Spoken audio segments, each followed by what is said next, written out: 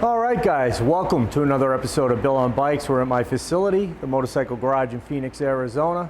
And what do I have here? This is a 2007 Softail that has recently had a Motor Trike kit installed. A rather poorly installation, for that matter. We're going to go over a couple things. Basically, what happened to my client is he brought the bike home. The next morning he gets on to go for a ride, puts it in reverse, and snaps the rear belt, leaves it in his garage, and I end up with the bike. So he hasn't put really any miles on it. One of the major issues, as far as I'm concerned, is the installer only used the 20 millimeter belt that would have come on this, and I have that belt here that's broken. And the sprocket that's on this will accept the 1 1/8. So here's an 1 1/8 belt, so you can see the size difference. So we will be using this belt. But that's just a couple of the issues. I'm going to do a separate close-up video for you in just a couple of minutes where we can go in and show the finer details of what's wrong with this bike. It's unfortunate because he had this painted. The paint's horrible. It's just, he paid for the Motor Trike reverse, which is $1,800, and the installer went to eBay or Amazon and put one of the cheap $800 Chinese versions on, which are absolutely horrible. So we have the proper Motor Trike reverse, which we will use. We're going to use the proper belt, and we're going to get this all fixed up for him. I think he's going to do a cam install. He's talking a big bore kit. That I don't know yet. We're still in the talking stages as far as that goes. But and initially he wanted some really nice paint with the big bass flake, you know, that bass boat flake look, that I don't know if they call it a half-inch flake or whatever it is, but with some nice flames starting at the bottom of the fender and going all the way up. That's not even close to what he got. If you go to the seat's not on right, you can pull up on the front and it will just pop right off. Just really a bad job. So it's unfortunate because I think if I had to guess, I mean, the kit alone's $10,500, not counting paint or anything else. I'm sure he paid $20,000-$25,000, and he's probably going to end up paying me another, between me and the painter, I would say another $15,000 to make it right, which is sad. He also had a crummy Fat Boy front fender, which I've already changed and put a Rust Wearmont full fender on there, which you'll see it just looks better. So we'll get those close-ups going for you, show you what's going on, and we'll go from there. All right, guys, so take a look at the flame job. Absolutely horrible. Looks like a schoolboy did it. You can look at the tape lines, just terrible flames. And he wanted full flames from the bottom up, which he didn't get, obviously. You can see all the flakes stuck down here in the middle where it kind of gathered, which doesn't look good. Okay, so let's go to the front end. Obviously the extended tubes, the fork seals are leaking. He did the extension on the tubes with the 6-degree trees, but the stance of this bike, if you could see it, it's kind of like a chopper. It's up about a ½ inch in the front end. So we're going to take care of that. Like I said earlier, I already put a Rust Wearmont 21-inch front fender on it. It's a much better wrap fender. It's going to look much nicer with the flames than the Fat Boy fender that was on there. And then take a look up there at the headlight. Look at the gap you have in here. I mean, we're going to at least run a 7-inch bucket. Take care of that with some built-in turn signals into the headlamp. That'll be nice. We're going to take the fairing off. That's going to get repainted. The stereo isn't installed correctly according to the customer, and you can just see the dings in the paint. I mean, it's horrible. He paid a lot of money for this. The handlebars are actually hitting the dash. We got to look at that. So here's what I was talking about on the transmission. I'm going to put a light here for you. Hang on. So what he did to make it fit was he cut the exhaust shield, if you can see that, and then he took a hammer and pounded the exhaust pipe to get that to fit. Now, that's a very cheap version. That's the Chinese version that you get online on eBay or Amazon. It's absolute junk. Why anybody would buy it, I don't know. But he did charge him the $1,800. We're also going to be pulling the oil tank to get painted. He also wanted to run this radius exhaust, but as you can see, they have it actually jammed down in here. You can see, I don't know if you can really see that. I'll give you the best shot I can. But the pipe is running into the rail of the trike kit, which is just horrible. The emergency brake doesn't work. I forgot to mention this. So if you look up here, he made these giant cutouts for the sissy bar. Now we're going to tape this off and have two little slits rolling through this, so when we drop the back body on, it will fit nicely and you won't have this giant gap that he did. It's just, why he did it that way, I don't know. I just think this is someone that just didn't know what they were doing. I'm going to show you underneath here too. As you can see, this is the emergency brake line. So you get a good shot of that for you with the light. And there it is. Look at it rubbing the rear tire. It's already going into the cable. So it's unfortunate, and that would have been, 3,000 miles down the road. I mean, that could cause your tire to blow. That could be ugly. You can see we have the larger sprocket that'll take the 1 1/8" belt, so that's going to be okay. And as you can see, it's brand new. There's not even any wear on the brake disc. I don't know if you can see the disc there, but let me get that.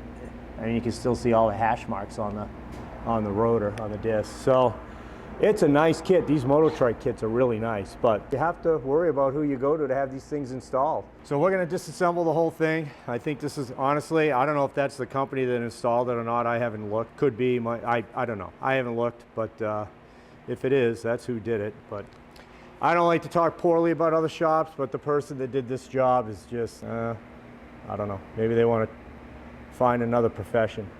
Motor Trike's already been informed about the quality because my drags reps were here and they saw this. Of course, Drags sells this kit in their catalog, and they were not happy. This is a good shot of the brakes. You can see they're just brand new. The guy rode it home and went to back out of the garage, and the rear belt broke. So we'll fix it all up. It's just going to be time consuming. I have to add it to all the other work that we have here going in the garage, but we'll get it done.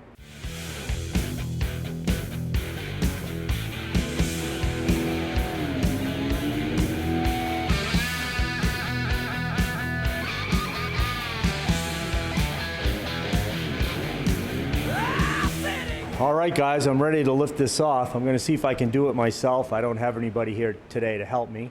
As you know, I work alone. So I think I should be able to do it if I can get it up and back and then reposition myself. So let's give it a shot. There you have it. I'm holding my microphone here because I've noticed the reception hasn't been very good lately. I'm going to have to get some new stuff. Anyway, there's the trike all apart. Still going to have to remove a lot of these parts, get the belt on. I think we might be doing a big bore, an S&S big bore kit on this. We'll see. So let's just keep working. Keep watching. Appreciate it.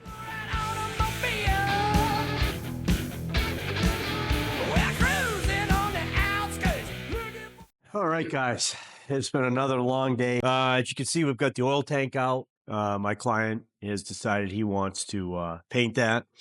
And Robert also has decided to go with the 110 S&S big bore kit. So I ordered that today. We're going to do a Barnett clutch on the other side, and we'll get all that going. Excuse me, my allergies are killing me. Normally I don't have allergies, but this year has been absolutely brutal because of all the rain here in the desert. So everything's blooming. And I'm having an issue here. Remember, we had the Chinese reverse. I'm like, there has to be a tool to get this off because this is a threaded gear. Normally this is machined out and there's a nut that goes on here with the better kits, but this El Cheapo, obviously I go online and look, sure enough, there's a specialty tool, and the guy that installed this, well, he kept the tool because I've called the owner and he doesn't have it. So I still haven't determined exactly how I'm going to get this off.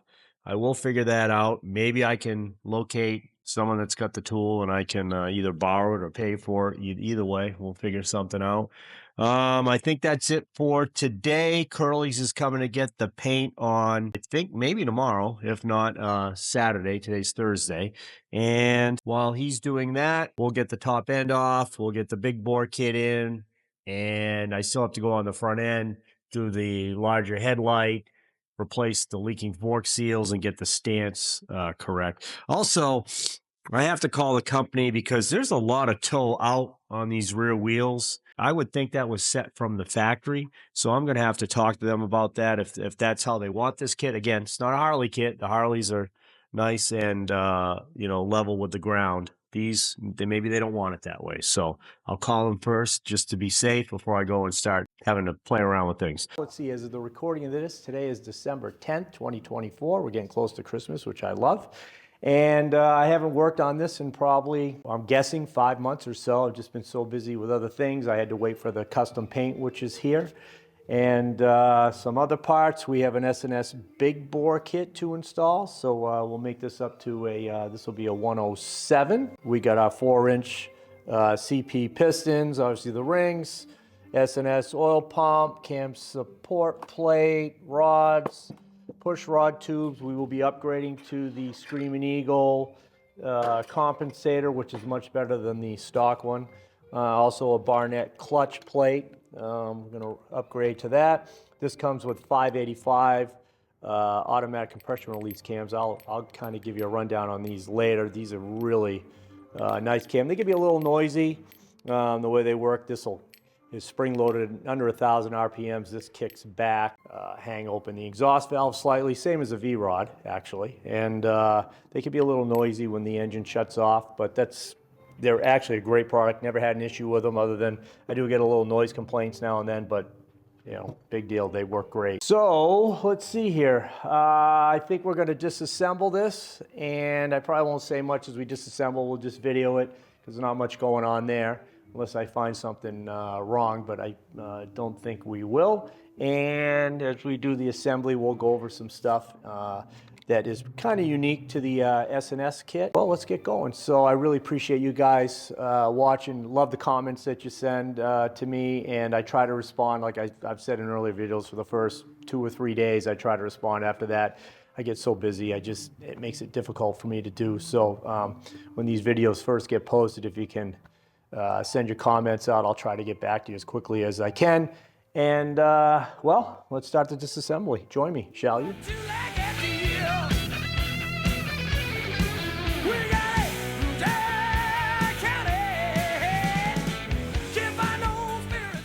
Okay guys, I want to show you something really quick, so bear with me while I move the camera. Alright guys, hopefully this is going to work. Let me grab my flashlight here. So, multiple videos, I've talked about oil sumping, how oil gets by the pump, gets down in the crankcase. Well, look at how much oil, I don't know if you can see that. Put that light right there, it's kind of difficult to tell, but you can probably see that shininess down there. That's oil.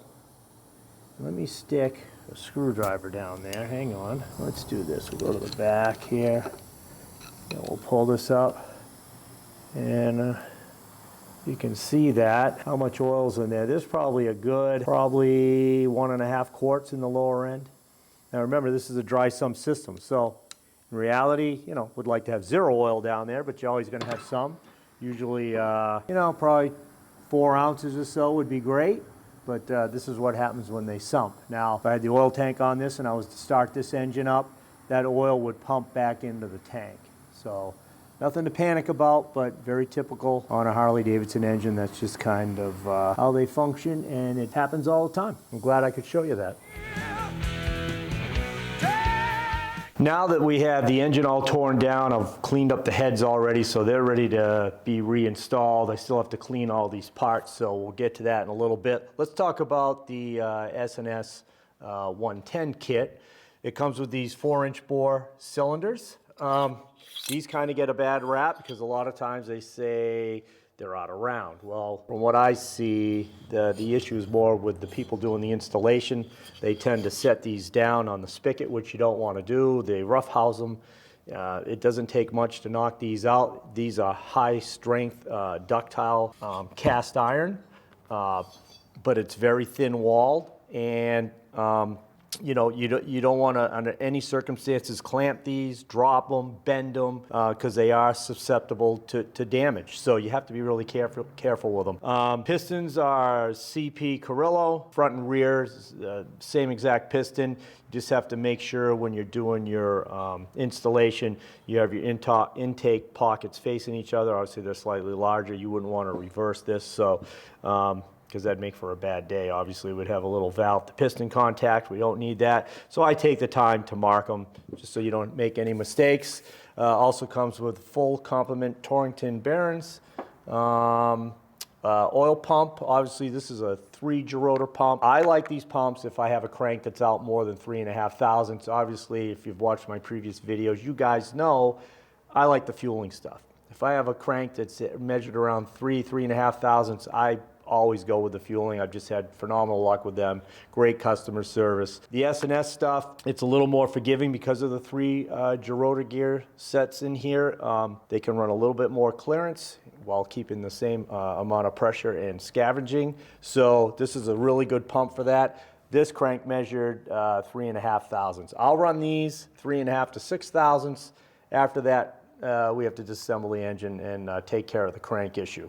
What another cool thing about this that the fueling doesn't have, I wish they did, a magnet, which is great. There's a debris screen here. Hopefully, if anything happened, you caught it early enough, and the material will get caught here in the screen with the magnet and save any big issues. So, cam support plate, again, nice piece. I hear stories about the bushings occasionally coming loose. I haven't seen that, so it's a non-issue for me.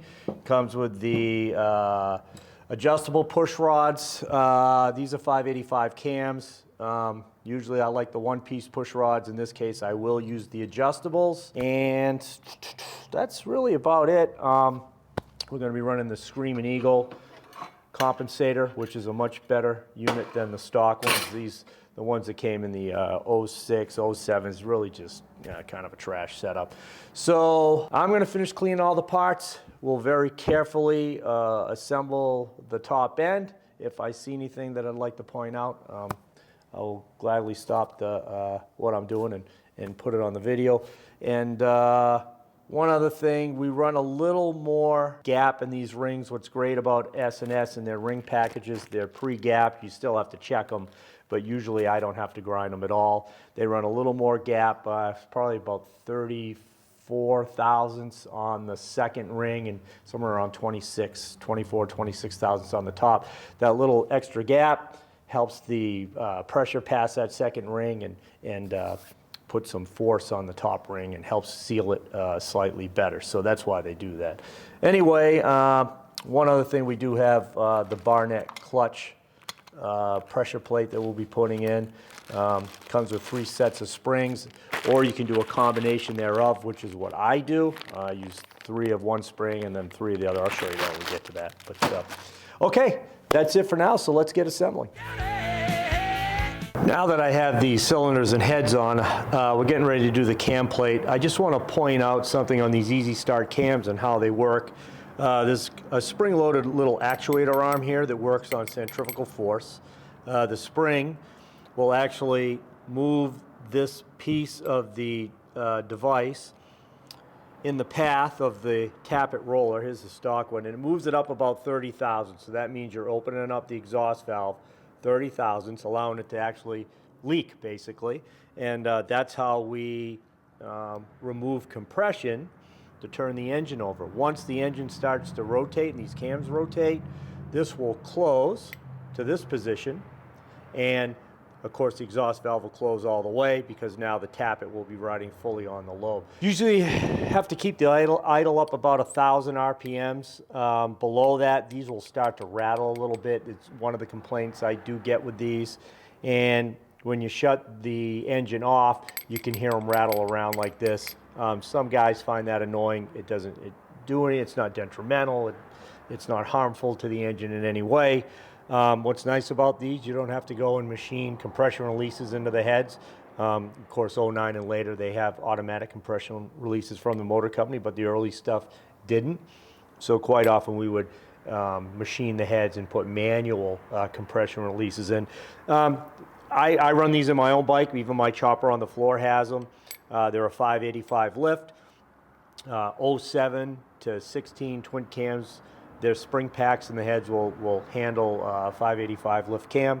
Not much more than that. That's about the max you're going to get with stock springs, but up to that we're good. And that's pretty much it. We're going to start assembling the cam support plate, the pump, and continue with our installation of our S&S 110 big bore kit. Run for your life out of fear. All things that you cannot find across the dry county line.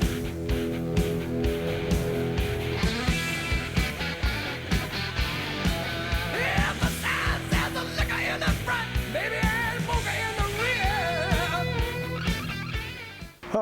Well, now that the engine is all assembled, we can move on to the trike, the rear end of this. Now, you remember, I'm not the person that installed this.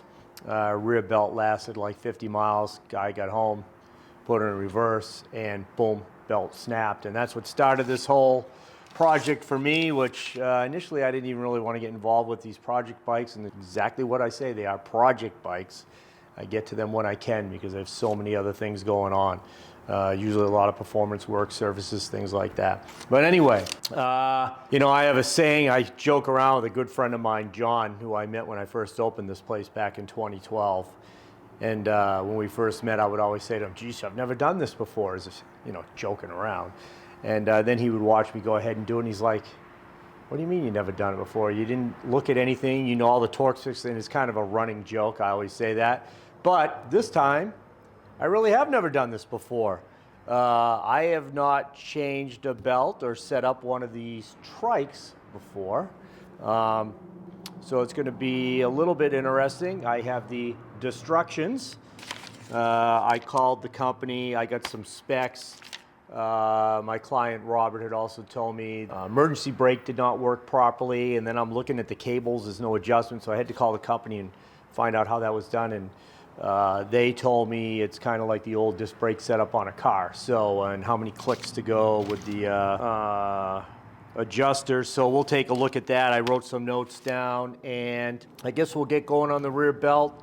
We'll have to do a little bit of disassembly here. I also am going with a wider belt, not the real thin one that they had on here initially. That's, I don't, you know, they had the provision to go up to a larger belt. I'm not sure why, just for strength that you wouldn't, because, you know, the increased traction of a trike, the weight. So, and now of course we've increased the engine size up to a 110. So we have a lot to do, and once I get the belt on, we'll get the primer and everything all assembled with the new Screaming Eagle compensator, which you can go back to older videos. I have a whole section on one of the videos about compensators, which will explain the benefits of the Screaming Eagle compensator. I can't think of anything else to say right now, so let's get working, and thanks for joining me. Okay guys, we are now going to put the 1-inch S&S belt in position. It already broken, the 1-inch Harley belt, so we're going up a size here, and we'll see what happens. You gotta be gentle with these belts, you don't want to bend them too much. The belt is going to be a tight fit on the rear sprocket, but I think we're going to be okay. They custom machine these, which they're giving us a little more play here, but that's going to ride in the middle, so we should be okay. All right, we'll have to wait and see. All right guys, what I'm finding here is the actual width of the belt is a little snug in this rear sprocket. I'd really like to run the 1.25 inches over the inch belt, so it's not, I mean, it will wear on the sides here, which isn't a big deal. It will wear in probably pretty quickly. Ideally, I'd like to have a little play, but this might have to be an experiment. So I think the only way I'm going to be able to tell if this is going to work, we'll be able to put everything in place, actually do the belt adjustment, and see if it holds the adjustment. The pitch and everything's correct, the pitch of the belt. So we'll have to go from there and see what happens.